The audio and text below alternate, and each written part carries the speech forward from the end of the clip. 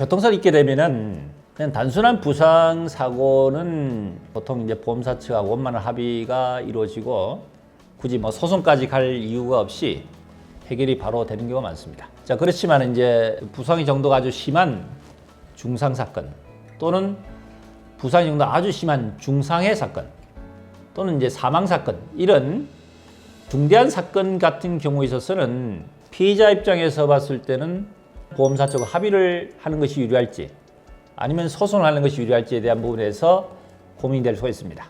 보험사 입장에서는 이 중대 사건에 해당되는 사건의 경우에 특인 제도라는 내용의 별도의 어떤 방안을 가지고 피해자 측 합의를 시도하는 경우가 많습니다. 특인, 좀 쉽게 이야기하자면 특별 인정 제도, 이렇게 풀이할 수 있습니다. 보험사 입장에서는 소송을 가게 되면 아무래도 손해가 늘어나게 돼 있죠. 교통사고 환자들이 다 소송을 간다면 사실 보험사 입장에서는 소송으로 무조건 가게 됐을 때 손해가 늘어나기 때문에 상당히 문제가 생길 수 있습니다. 그렇기 때문에 소송을 방지하기 위한 하나의 방안으로 소송에 준하는 피해 보상 금액을 산정해서 피해자에게 제시하는 이 제도가 바로 특인 제도라는 것입니다. 어떻게 운영이 되고 있냐면요.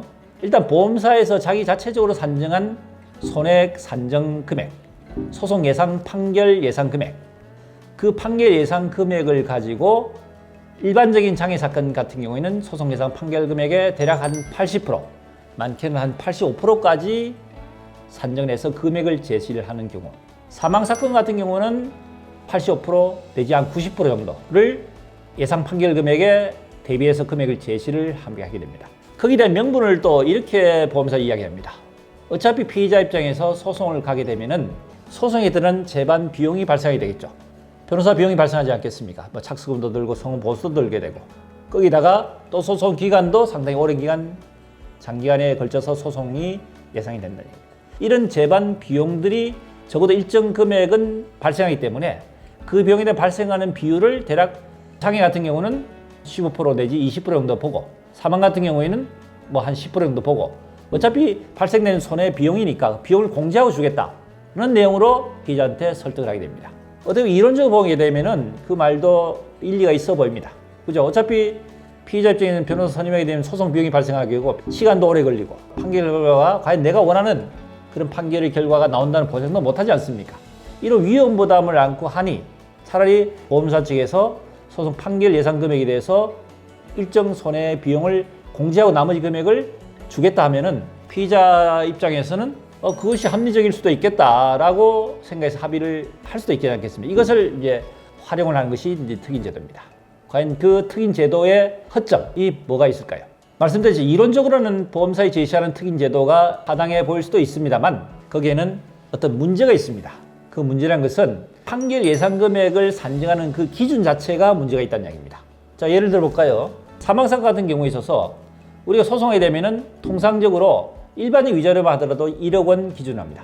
음주 뺑소니 사고 또는 아동 특수 위자료 같은 경우에는 1억 5천 이상 이렇게 판결을 받을 수 있는데 불구하고 보험사 입장에서는 8천만 원 기준에서 산정하게 됩니다.